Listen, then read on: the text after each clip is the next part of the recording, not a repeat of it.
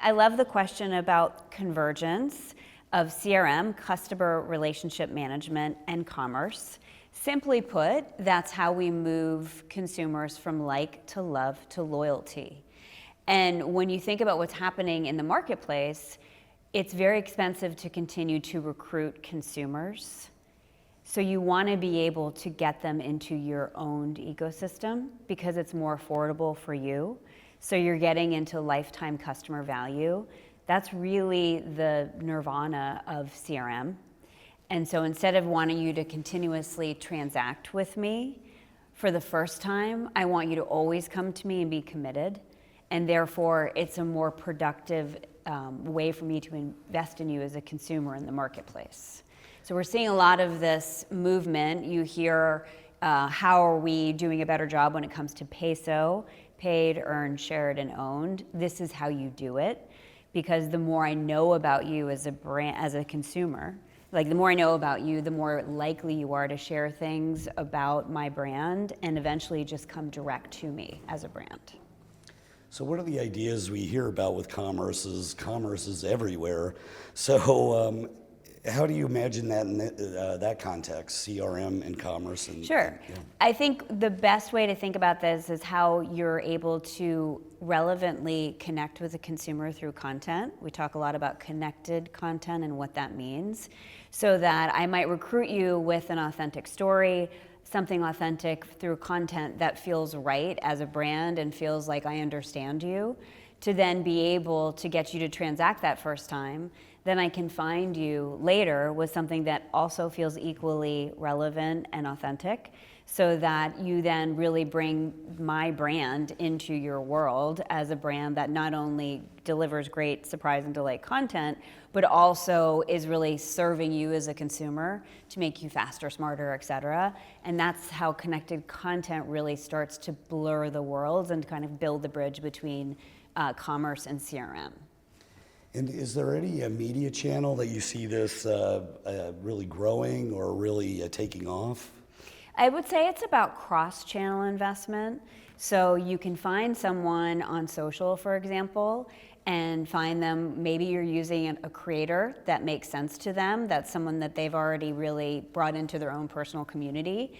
And then all of a sudden you go from discovery to purchase, and that purchase may not happen on TikTok. It could. TikTok Shops is an incredibly growing retailer, but it also could be something that you then take to your favorite retailer, and now all of a sudden you're very loyal to that brand, and you might decide to be loyal to that brand through something like Amazon Prime or Walmart Plus, or you decide you're going to go direct to brand.com if that's the type of brand, to be able to then transact directly there.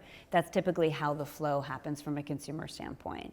So you find them in social, you might find them in CTV with something, and then eventually they are then going to make that purchase on an owned space or a shared space, and the shared space would be a retailer. So looking ahead, is there anything that you're really excited about, anything top of mind, or something people really need to be aware of?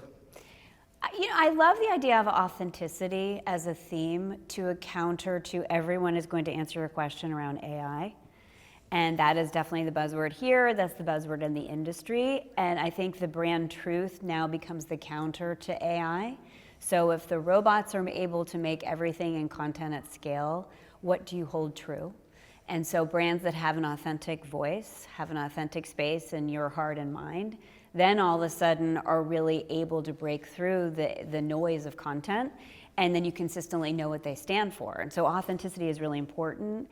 That connection point also really enables you to tap into communities or subcultures so that you are authentically maybe an authority. You know, one of the things I like thinking about is being the answer versus showing up in search. So the future brands that survive are brands that show up as the answer to your consumer problem. Make me a better mom, make me a better pet owner. And now that answer is, this brand has solved my problem, which is to be found, which is a little bit of what search used to do. So I think that's really exciting when you think about the really modern brand building and how you're then using the tools to enable the connections. Actually, that's a really fascinating idea. With search, you have this whole area of search engine optimization and how do you show up. But now that we have these AI tools, ChatGPT, and there's a bunch of them, So there's got to be a way to strategize to be in those answers, right? That's right. So we're saying you need to do answer optimization versus search and be the answer to a consumer's need state. So if you're training for a marathon, you probably thought of a couple brands. You need to be the answer to be the training authority versus the best shoes. And so when you think about creating content, this is why connected content is such an interesting topic. We're reformulating the way we build brands and how you are showing up so that you're the answer versus trying to focus on being found through more traditional search engine optimization. So this is where brand building is moving. If I look at my 11-year-old, this is how he finds everything. And it's the answer to his problem versus going through a series of options.